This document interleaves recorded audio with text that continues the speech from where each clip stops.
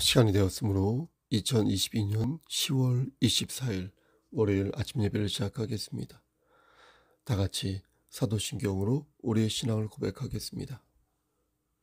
전능하사 천지를 만드신 하나님 아버지를 내가 믿사오며 그 외아들 우리 주 예수 그리스도를 믿사오니 이는 성령으로 잉태하사 동정녀 마리아에게 나시고 본디오 빌라도에게 고난을 받으사 십자가에 못 박혀 죽으시고 장사한 지 사흘 만에 죽은 자 가운데에서 다시 살아나시며 하늘에 오르사 전능하신 하나님 우편에 앉아 계시다가 저리로서 산 자와 죽은 자를 심판하러 오시니이다.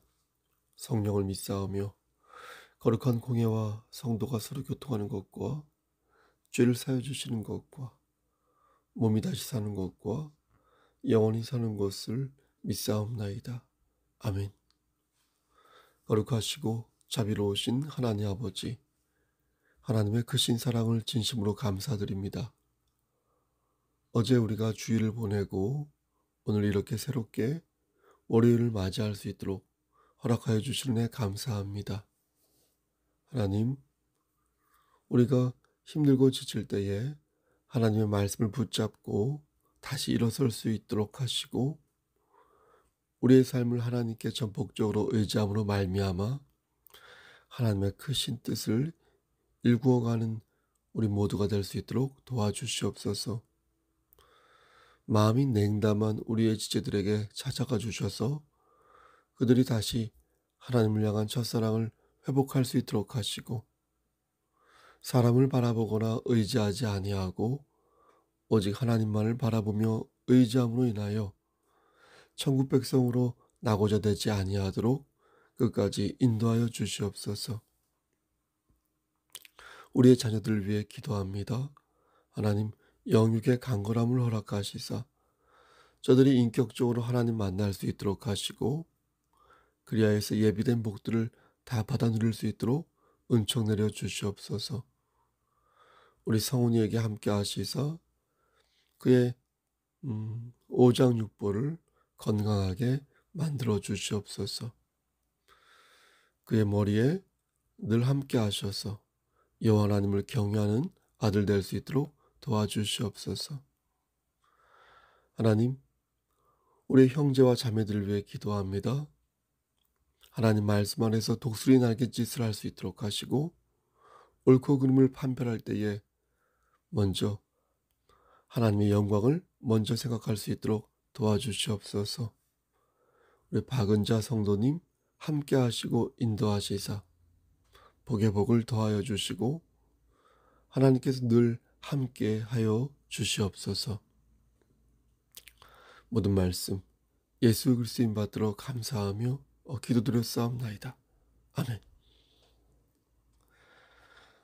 하나님 말씀 마가복음 9장 1절에서 13절 말씀 보겠습니다. 마가복음 9장 1절에서 13절 말씀입니다. 시작성경 제성경으로 68쪽입니다. 마가복음 9장 1절 또 그들에게 이르시되 내가 진실로 너희에게 이르노니 여기 서 있는 사람 중에는 죽기 전에 하나님의 나라가 권능으로 임하는 것을 볼 자들도 있느니라 하시니라. 엿새 후에 예수께서 베드로와 야고보와 요한을 데리시고 따로 높은 산에 올라가셨더니 그들 앞에서 변형되사 그 옷이 광채가 나며 세상에서 빨래하는 자가 그렇게 희게 할 수 없을 만큼 매우 희어졌더라. 이에 엘리야가 모세와 함께 그들에게 나타나 예수와 더불어 말하거늘 베드로가 예수께 고하되 라삐오 우리가 여기 있는 것이 좋사오니 우리가 초막 셋을 짓되 하나는 주를 위하여 하나는 모세를 위하여 하나는 엘리야를 위하여 하사이다 하니 이는 그들이 몹시 무서워하므로 그가 무슨 말을 할지 알지 못함이더라. 마침 구름이 와서 그들을 덮으며 구름 속에서 소리가 나되 이는 내 사랑하는 아들이니 너희는 그의 말을 들으라 하는지라. 문득 둘러보니 아무도 보이지 아니하고 오직 예수와 자기들 뿐이었더라. 그들이 산에서 내려올 때에 예수께서 경고하시되 인자가 죽은 자 가운데서 살아날 때까지는 본 것을 아무에게도 이르지 말라 하시니, 그들이 이 말씀을 마음에 두며 서로 문의하되 죽은 자 가운데서 살아나는 것이 무엇일까 하고 이에 예수께 묻자와 이르되 어찌하여 서기관들이 엘리야가 먼저 와야 하리라 하나이까? 이르시되 엘리야가 과연 먼저 와서 모든 것을 회복하거니와 어찌 인자에 대하여 기록하기를 많은 고난을 받고 멸시를 당하리라 하였느냐. 13절. 그러나 내가 너희에게 이르노니 엘리야가 왔을 때 기록된 바와 같이 사람들이 함부로 대우하였느니라 하시니라. 아멘. 하나님, 이 말씀을 들어 사용하여 주시옵소서. 예수 그리스도인 받들어 감사하며 기도드렸사옵나이다. 아멘. 사람들은 자기가 보고 싶은 것만 보려는 경향이 있습니다. 그래서 똑같은 일을 경험하고도 각각 다르게 해석합니다. 여러분 그렇지 않습니까? 내 생각이 틀리고 상대의 생각이 맞을 수도 있다는 생각은 누구나 가져야 하는 생각입니다. 따라서 옳고 그름을 판단할 때는 객관적인 근거를 갖거나 아니면 합당한 절차를 통하여 심사를 받는 것이 맞습니다.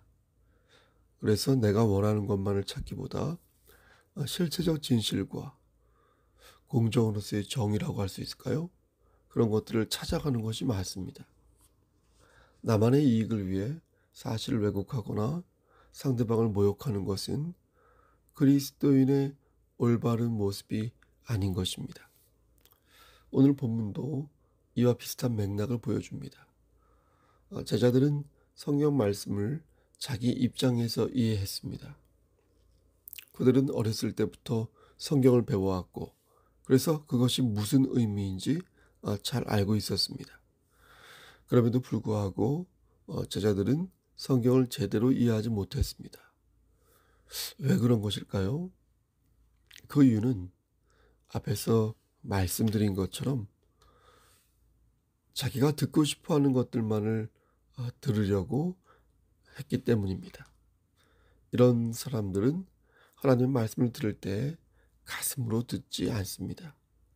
교만하여서 겉으로는 잘 듣는 척하지만 사실 그의 중심에는 하나님이 아닌 자기 자신이 또아래를 틀고 앉아 있는 것입니다. 예수님께서는 오늘 사건이 있기 전 제자들에게 놀라운 말씀을 하셨습니다. 은유적으로 말씀하시거나 우회적으로 이렇게 말씀하신 게 아니라 직접적으로 노골적으로 말씀하셨기에 바보가 아닌 이상 그것을 못 알아들었을 리가 없었습니다. 그 말씀이 바로 8장 31절 말씀이 되겠습니다. 인자가 많은 고난을 받고 장로들과 대제사장들과 서기관들에게 버림받아 죽임을 당하고 사흘 만에 살아나 할 것을 비로소 그들에게 가르치시되. 그렇죠? 그러니까 주님은 당신의 죽음과 부활에 대해 제자들에게 분명히 가르치신 것입니다. 그렇게 가르친 상태에서 오늘 본문으로 이어지는 것인데 예수님께서 베드로와 야고보와 요한을 데리시고 높은 산에 올라간 것입니다. 그런데 그때 세 제자가 동시에 예수님의 놀라운 모습을 보게 됩니다. 오늘 본문에는 옷이 광채가 났다고만 말씀을 하시지만 마태복음 17장을 보면 옷뿐만이 아니라 그 얼굴이 해같이 빛났다고 좀 더 자세하게 말씀해 주고 있습니다. 제자들은 예수님의 변형된 모습을 보고 판타스틱하다, 환상적이다 라고 생각하기보다 오히려 무서워했는데 우리가 마블 영화를 좀 많이 봐서 재미나게 볼 수도 있겠지만 당시 그들 입장에서는 그런 어떤 초현실적인 모습이 매우 놀랄만 했을 것입니다. 제자들은 너무 긴장한 나머지 헛소리를 하게 되는데 그것은 주님과 모세와 엘리야를 위해 초막 3개를 짓겠다는 것이었습니다. 제자들은 이런 상황에서 하나님의 음성을 듣게 됩니다. 그것은 예수님을 높이는 하나님의 말씀이었습니다. 하나님께서는 너희는 그 말을 들으라 라고 말씀하셨는데 이 말씀의 뜻은 예수님의 말씀에 너희가 전적으로 복종하라는 것입니다. 좀 더 확대해서 말씀드리면 하나님의 말씀을 들을 때 순종하는 마음으로 들어야지 자꾸 너의 욕망과 아집으로 하나님의 말씀을 들으면 안 된다는 것입니다. 그래서 너희는 그 말을 들으라 라고 말씀하신 것입니다. 하지만 제자들은 그 말씀을 이해하지 못했습니다. 그것은 이해가 안 돼서가 아니라 이해를 하고 싶지 않았던 것입니다. 그렇죠? 받아들이지 않겠다는 것이고 믿고 싶지 않다는 것이고 내 안에 있는 분노를 죽이고 싶지 않다는 것이고 보고 싶지 않다는 것입니다. 듣고 싶지 않다는 것이고 내 것을 할애하고 싶지 않다는 것이고 전화를 받고 싶지 않다는 것입니다. 그래서 고개를 돌리는 것이지 정말로 이성적으로 몰라서 그런 것이 아니었습니다. 당시 사람들은 부활이 무엇인지 어릴 적부터 조기 교육을 받았기 때문에 잘 알고 있었습니다. 사두개인을 뺀 이스라엘 모든 백성이 부활을 믿었으니 죽음과 부활에 대한 그런 관계는 상식이었습니다. 상식. 그런데 황당하게도 제자들은 죽은 자 가운데서 살아나는 것이 무엇이냐고 물은 것입니다. 자신이 원하는 것을 채우지 못하자 도리어 황당한 질문을 한 것입니다. 어찌하여 서기관들이 엘리야가 먼저 와야 하리라 하나이까? 즉 엘리야가 먼저 와서 모든 것을 회복해야 한다고 말하였는데 왜 예수님께서는 자꾸만 당신이 죽을 것이라고만 말씀하냐는 것입니다. 그러니까 자기들은 도통 이게 어떻게 전개가 되는 것인지 모르겠다는 것입니다. 그럼 정말로 성경은 어떻게 말씀한 바 있을까요? 정말로 메시아가 오기 전에 엘리야가 온다고 말씀하였을까요? 또 그리스도의 고난을 말씀한 바 있을까요? 우리는 그것을 확인해 볼 필요가 있겠습니다. 말라기 4장 5절과 6절 말씀을 보면 이렇게 말씀합니다.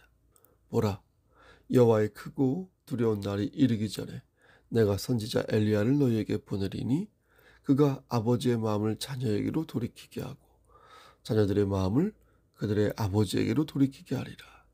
돌이키지 아니하면 두렵건대 내가 와서 저주로 그 땅을 칠까 하노라 하시니라. 이 말씀을 보면 실제 메시아가 오기 전에 엘리야가 올 것이라고 말씀합니다.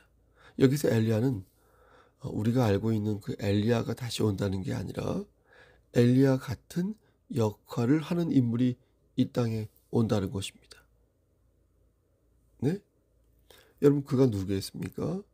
그 인물은 저들이 말하는 이만희, 안상호, 장길자, 문선명 이런 사람이 아니라 정명석이 이런 사람이 아니라 세례 요한이라는 것입니다. 그렇죠? 그리고 제자들도 엘리야의 역할을 한 사람이 세례 요한이라는 사실을 익히 알고 있었습니다.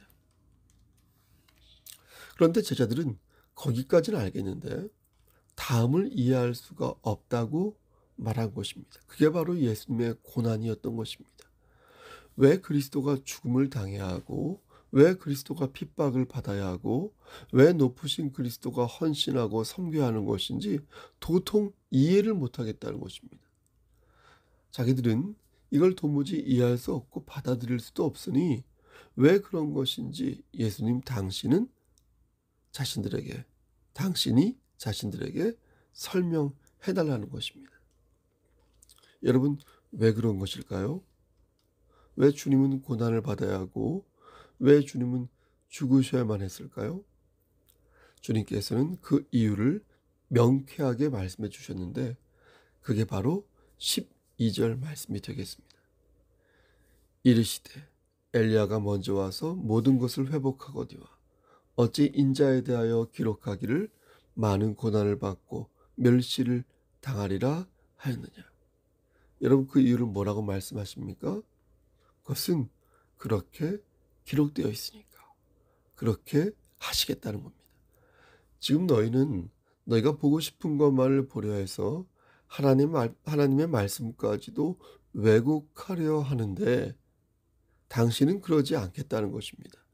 성경은 분명히 그리스도가 고난을 받을 것이라고 말씀해 주고 있는데 왜 너희는 엘리야만 얘기하고 고난받는 것은 쏙 빼놓고 얘기를 하냐는 것입니다. 그럼 이것도 어디에 있는가요? 이사야 53장 3절 말씀에 그는 멸시를 받아 사람들에게 버림받았으며 간고를 많이 겪었으며 질고를 아는 자라 이렇게 말씀하였고요. 4절 말씀에 그는 실로 우리의 질고를 지고 우리의 슬픔을 당하였다 이렇게 말씀하셨고요.